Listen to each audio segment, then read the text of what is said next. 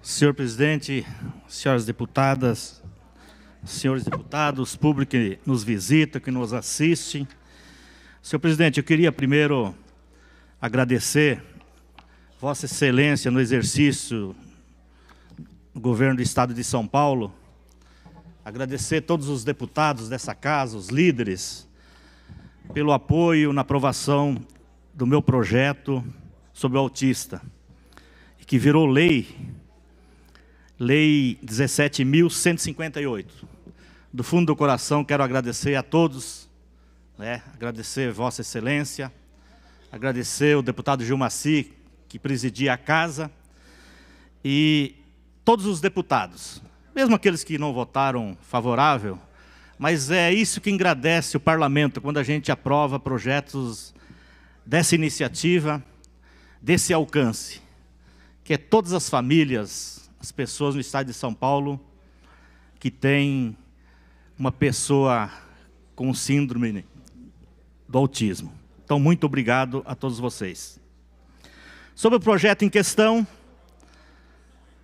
eu acho que a bancada do Partido dos Trabalhadores, e acho que outros que falaram aqui, meu líder, a gente não vai dizer que é totalmente contra, a gente é favorável a incentivos do governo. E nós fizemos bastante incentivos, Reduzimos alíquotas, principalmente do IPI para a indústria automotiva.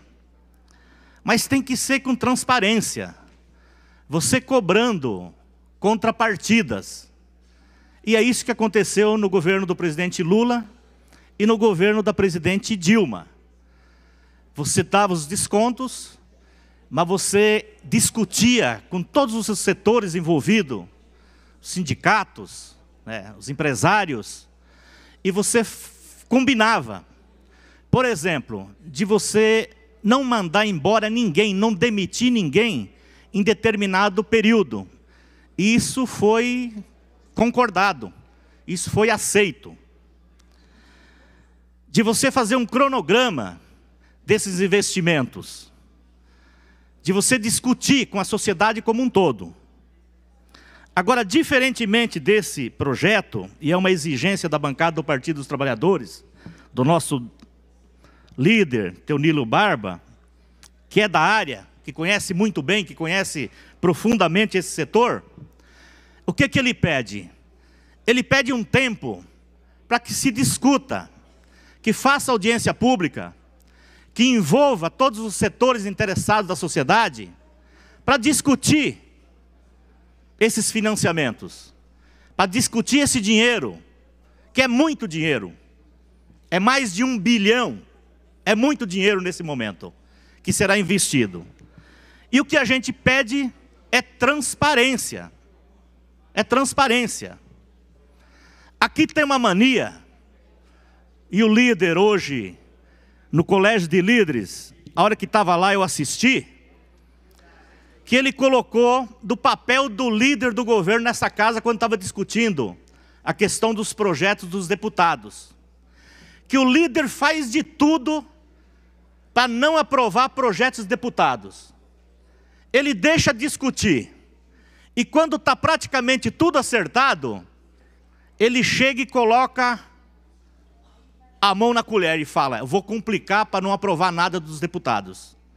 A mesma coisa é quando se refere a um projeto do executivo, e a gente percebe que ele faz a mesma coisa de não discutir nada, não ter transparência. Por quê? Porque ele tem certeza que vai ser aprovado e não precisa ceder nada, conceder nada. Você não precisa aperfeiçoar o projeto, você não precisa modificá-lo, melhorá-lo, que é para isso que serve o parlamento. Além da gente fazer leis, legislar, a gente serve para a gente aperfeiçoar projetos do executivo. Agora, como que a gente vai aperfeiçoar um projeto do executivo? Se o projeto chega aqui, há um pedido para se discutir, fazer uma audiência pública, trazer o secretário aqui da Fazenda, trazer o secretário relacionado à pasta, e tudo isso é negado. No máximo que se aceita é o seguinte, vamos trazer o secretário no colégio de líderes, só com os deputados e mais ninguém. Por quê? Porque tem uma maioria folgada. Não precisa dar satisfação para o parlamento, para os deputados. Isso é muito ruim para o legislativo. E é o que está acontecendo com mais esse projeto aqui. Projeto da Dersa, que foi colocado aqui, né? É um absurdo aprovar o projeto da Dersa, com todos os escândalos que tem no governo do Estado, uma CPI pedida aqui, que precisava ser instalada, e não foi instalada e foi aprovado, né, a extinção do Dersa. Então é um governo Dória, governo do PSDB, mesmo que ele não queira, que é uma mania, que é um costume, de não ter transparência nas ações do governo do Estado de São Paulo. E isso em todos os aspectos, em todos, né?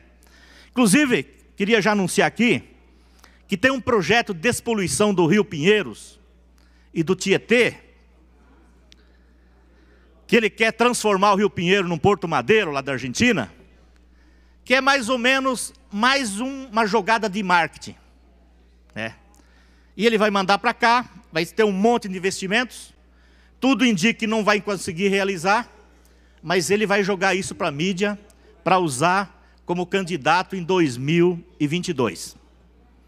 Eu estou propondo, colhi assinaturas já, de diversos partidos, já passou do limite do regimental, e de muitos deputados aqui que já assinaram, peço que todos assinam, para a gente criar uma frente parlamentar de acompanhamento desse projeto da despoluição do Rio Pinheiros e do Tietê. Sabe por quê? Aqueles deputados que estão chegando agora. O tanto de dinheiro que foi gasto no estado de São Paulo, deputado Dr. Jorge, para despoluir o Rio Pinheiros e principalmente o Rio Tietê, é um absurdo. É um escândalo. É demais. Quem não se lembra da época do Serra, do Alckmin, daquelas painel, aqueles outdoor, naquela época era permitido, que colocava lá enchente nunca mais, despoluição do Rio Tietê, ano 2012, 2014, 2018, 2021, tinha diversos prazos, deputada Bebel. E hoje a gente pega, essa semana saiu um índice de um órgão que fiscaliza, aqui em São Paulo, SOS Mata Atlântica, né? Que aumentou a poluição, que a Sabesp é a maior poluidora. Esse é o governo do PSDB, esse é o governo tucano. Então eu estou propondo essa frente parlamentar de acompanhamento desse projeto, por quê? Porque vai desgastar muito dinheiro, muito, assim como eles gastaram já no Pinheiros e no Tietê. E a gente não vê resultado concreto. Portanto, esse projeto aqui, o líder do governo deveria retirar de pauta, fazer uma discussão, né? Que no final até a bancada do Partido dos Trabalhadores, bem discutido, bem esclarecido, né? Com cronograma, discutido com as empresas, discutido com os sindicatos, com os interessados, com o governo, com o parlamento, a gente poderia até votar favorável. Mas dessa forma aqui, fica impossível, deputado Aprígio. Porque vem de cima para baixo, para aprovar imediatamente no afogadilho, sem precisar da transparência para ninguém. Para a população, para o parlamento, para ninguém. E aí acontecem os grandes problemas. Mas para finalizar, eu não poderia falar um pouco, senhor presidente, sobre o desastre do pronunciamento do governo Bolsonaro hoje na ONU. É vergonhoso. Ele usa uma tribuna da ONU, um local que é o momento de falar para o mundo, para ele falar para o eleitorado dele, para os 12%, 10%, né, que acredita nele. O momento de colocar a importância do país, ele simplesmente coloca de forma odiosa, raivosa, transforma o país, isola o país, né, do mundo todo. Ele só se referiu, em bom tom, ao presidente do Israel, primeiro-ministro, que vai perder as eleições lá e ele vai ficar sozinho. Ele falou do Trump, que provavelmente perca a eleição ano que vem e ele fica sozinho.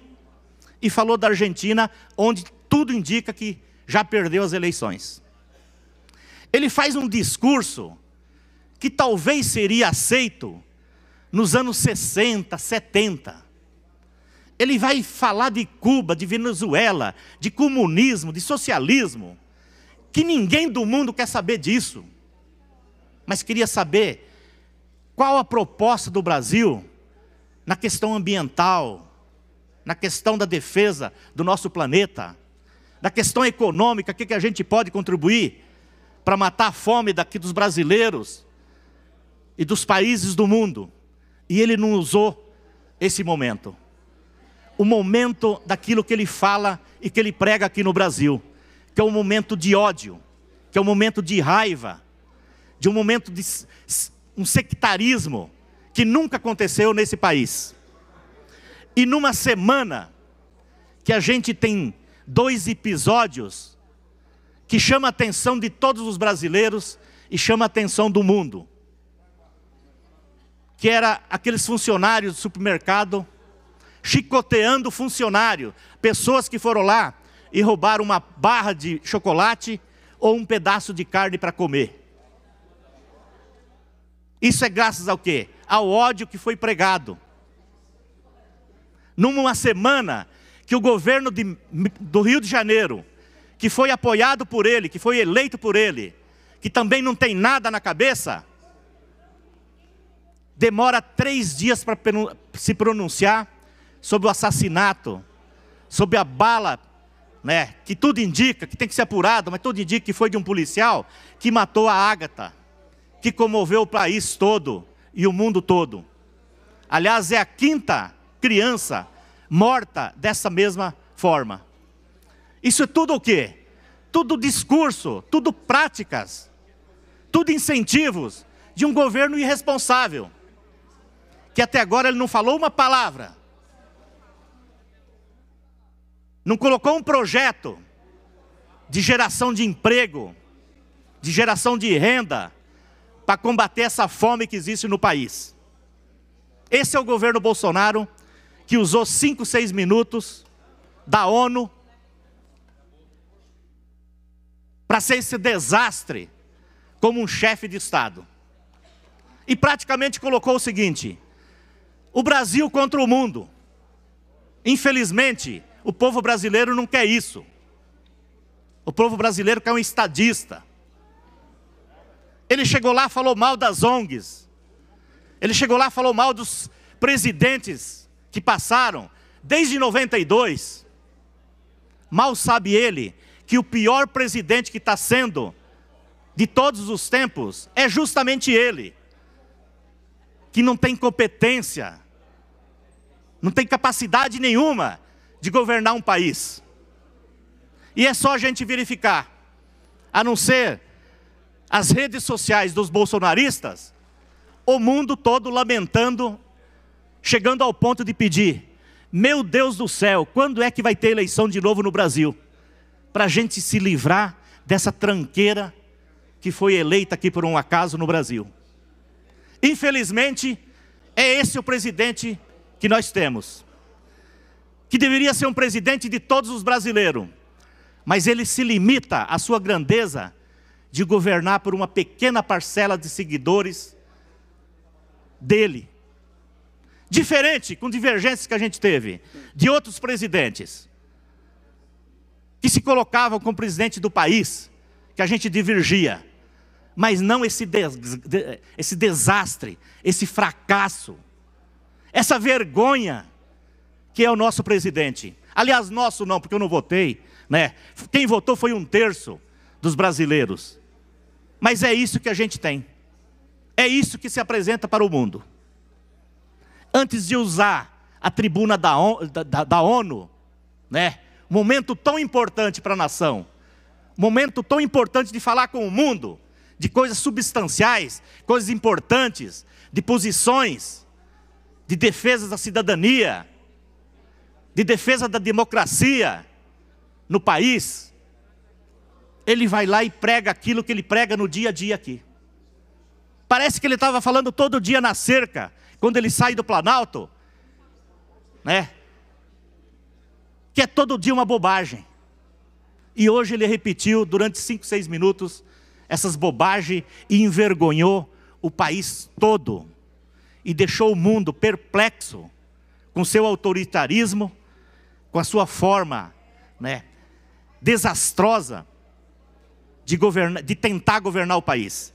E não trouxe nada positivo para o país. Era isso, presidente. Para falar contra